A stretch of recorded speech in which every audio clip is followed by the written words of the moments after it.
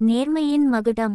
பல்லாயிரம் ஆண்டுகளுக்கு முன்பு சீன தேசத்தை ஒரு முதிய அரசன் ஆண்டு வந்தான். அந்த அரசனுக்கு பூக்கள் என்றால் கொள்ளை பிரியம். அவனது அரண்மனை தோட்டம் எப்போதும் வண்ணமயமான பூக்களால் நிறைந்திருக்கும். வயதாகிவிட்டதால் தனக்கு பிறகு நாட்டை ஆளப்போகும் தகுதியான வாரிசை தேர்ந்தெடுக்க ஒரு வினோதமான வழியை அவன் யோசித்தான். அரசனின் போட்டி. அரசன் ஒருநாள் நாட்டில் உள்ள அனைத்து சிறுவர்களையும் அரண்மனைக்கு அழைத்தான். என் அன்பிற்குரியவர்களே, உங்கள் ஒவ்வொருவருக்கும் ஒரு பூவிதை அளிக்கப்படும். இதை எடுத்துச் சென்று உங்கள் வீட்டில் நட்டு ஓராண்டு காலம் வளர்க்க வேண்டும். ஓராண்டு முடிவில் யார் மிக அழகான செடியை வளர்த்து வருகிறீர்களோ அவர்களுக்கே இந்த நாட்டின் சிம்மாசனம் சேரும் என்று அறிவித்தான். பிங்கின் முயற்சி. அந்த கூட்டத்தில் பிங் என்ற சிறுவனும் இருந்தான். அவனுக்கு செடிகள் வளர்ப்பதில் அபார திறமை உண்டு. அவன் தன் கையில் இருந்த விதையை ஒரு தங்கப் பதக்கத்தைப் போல பத்திரமாக வீட்டிற்கு எடுத்துச் சென்றான். சிறந்த மண்ணை தேர்ந்தெடுத்து ஒரு அழகான பூந்தொட்டியில் விதையை ஊன்றி தினமும் அதற்கு தண்ணீர் ஊற்றினான்.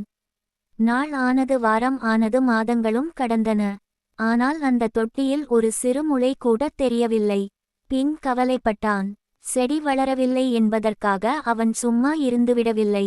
அவன் தொட்டியை மாற்றினான். மண்ணின் தரத்தை மாற்றினான். செடிக்கு தேவையான சூரிய ஒளி படும்படி வைத்தான்.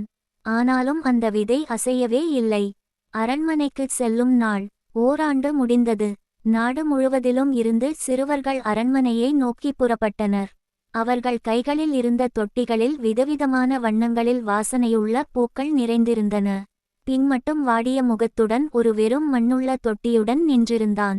அவனது நண்பர்கள் அவனை பார்த்து, ஏய் பிங், இந்த வெறும் தொட்டியை பார்த்தால் அரசன் உன்னை சிறையில் போட்டுவிடுவார். எங்களைப் பார், எவ்வளவு அழகான பூக்கள் என்று கேலி செய்தனர். ஆனால் பிங்கின் தந்தை, மகனே, நீ உன்னால் முடிந்த அனைத்து முயற்சியையும் செய்தாய். அதில் நீ நேர்மையாக இருந்தாய். எனவே பயப்படாமல் அதே வெறும் தொட்டியுடன் அரசனிடம் செல் என்று தைரியம் கூறினார். அரசனின் தீர்ப்பு. அரண்மனையில் வரிசையாக நின்றிருந்த சிறுவர்களின் பூக்களை அரசன் சோகமாக பார்த்து கொண்டே வந்தான். யாருடைய பூவும் அவனுக்கு மகிழ்ச்சியை தரவில்லை. இறுதியில் பிங்கிடம் வந்தான். பிங், உனது தொட்டியில் பூக்கள் எங்கே என்று அதட்டலாக கேட்டான் அரசன். பிங் நடுங்கியபடியே, மன்னா, என்னை மன்னியுங்கள்.